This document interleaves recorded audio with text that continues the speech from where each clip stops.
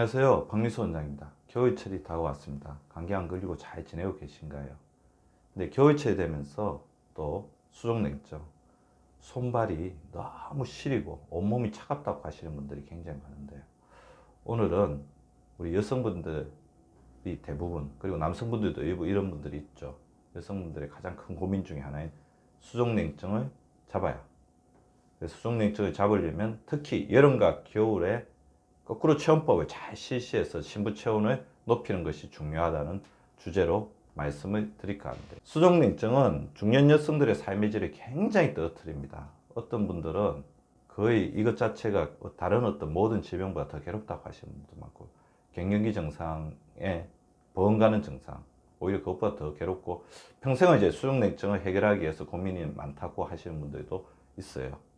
근데 수족냉증을 살펴보니까 다리나 손끝으로 혈액이 제대로 순환되지 않으니까 체온의 교환이 제대로 되지 않아서, 그래서 뭔가 순환이 되지 않으면서 생기는 신진대사의 문제라는 것을 발견하고 있는데요. 너무 많습니다. 특히 중년 여성들이 굉장히 많고, 그 다음에 근육량이 부족한 여성들, 스트레스 많은 여성분들도 굉장히 많습니다.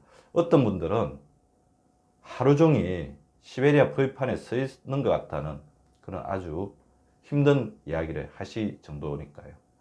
근데 잘 살펴봤을 때 아까 혈액순환이 안 되는 것들은 뭐냐면, 혈액순환을 관장하고 체온 조절을 관장하는 자율신경계 변조 증상, 그러니까 자율신경계에 무리가 많이 오는 스트레스, 밤낮이 바뀐 사람들, 그 다음에 고온과 저온 환경에 교대하는 사람들, 그런 사람들이 굉장히 많이 이런 어떤 증상을 앓으시는데요.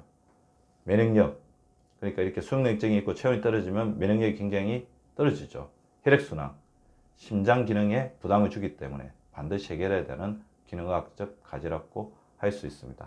냉증의 기준은 일일 평균 체온을 측정하는 오전 10시에 측정했을 때 36.5도 이하로 떨어져 있으면 냉증이라고 할 수 있고요. 그래서 저는 37도는 유지하자. 37도는 우리 몸의 면역력을 높여주고 영양분의 체내 흡수를 도와주는 가장 바람직한 체온이라고 볼 수 있습니다. 겨울과 여름에 거꾸로 체온법을 잘 실시하면 1년 체온 농사를 좌우한다. 그렇게 오늘 여러 가지 해법을 좀 알려드리려고 하는데요. 거꾸로 체온법 알아보시겠습니다. 그래서 가장 중요한 거는 아까 자율신경계는 이제 더운 날씨, 차가운 날씨, 이렇게 더움과 차가움을 이렇게 있을 때 그걸 잘 조절하는 기능이라고 했듯이, 우리 자율신경계 무리, 변조증이 오는 가장 큰 이유 중에 하나는 여름은 여름답지 않게, 겨울은 겨울답지 않게 사는 우리 현대 문명의 어떤 문제점으로부터 비롯됐다고 볼 수가 있거든요. 그래서 다시 조금 돌아가야 됩니다. 여름철에는 지금 우리 에어컨 서비스 너무 차갑게 지내잖아요. 그게 우리 몸에 굉장히 부담이라는 거예요. 여름철에 약간 따뜻하게, 너무 에어컨으로 18도, 17도까지 낮추지 말고 25도 정도, 겨울철에도 또 너무 이렇게 히터를 높여가지고 온도 높여서 25도, 26도까지 올려서 너무 덥게 만들지 말고 22도, 약간 차갑게, 여름에는 약간 따뜻하게, 겨울에는 약간 차갑게, 그렇게 중용의 미덕을 지키자는 거죠. 그래서 여름철 에어컨을 직접 쬐지 않는 게 굉장히 중요할 것 같고요. 너무 또 이렇게 차갑게 입고 있으면 에어컨 쬐고 그랬을 때 냉방병에 걸리죠. 그래서 약간 따뜻하게 입으면서 에어컨 직접 쬐지 않으면서 우리 온도를 조금 유지시켜 주는 게 중요하고, 겨울철에도 바로 너무 춥다고 히트를 바로 세게 되면 우리 몸의 어떤 체조적인 기능이 떨어집니다. 그리고 너무 두껍게 입지 말고 얇은 옷을 여러 겹 입었다가 더워지는, 그러니까 굉장히 더운데 갈 수도 있잖아요. 자기 피치 못하게. 그래서 또 옷을 벗어서 약간 서늘하게 있도록 그렇게 유지해 주는 것이 바람직합니다.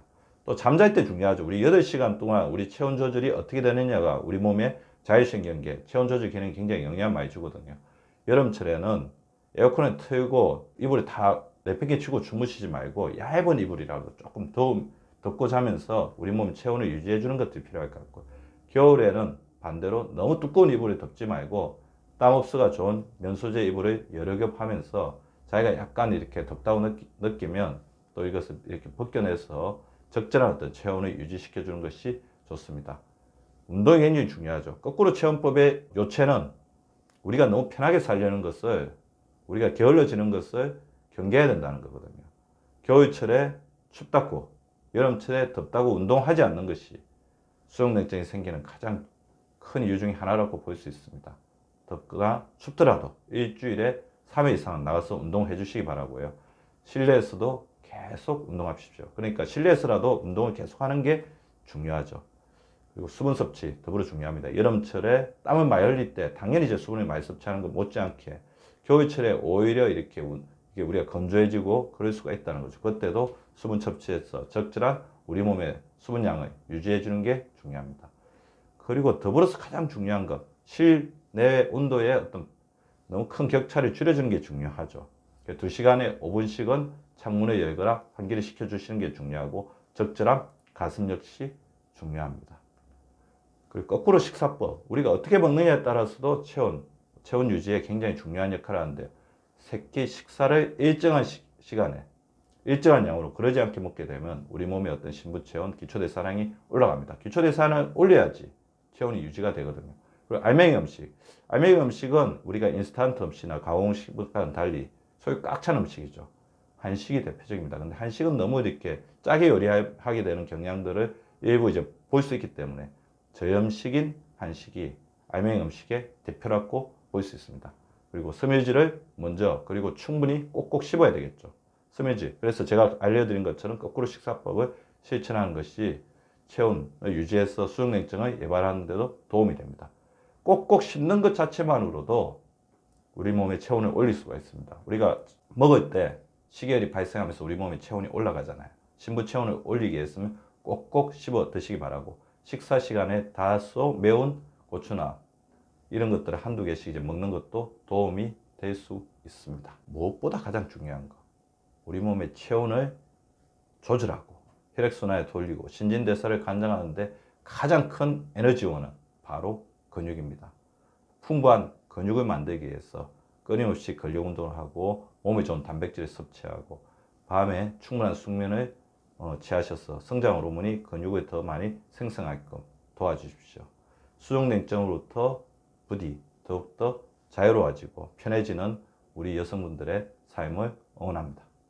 여러분이 눌러주시는 구독과 좋아요는 사랑입니다. 많이 많이 눌러주세요.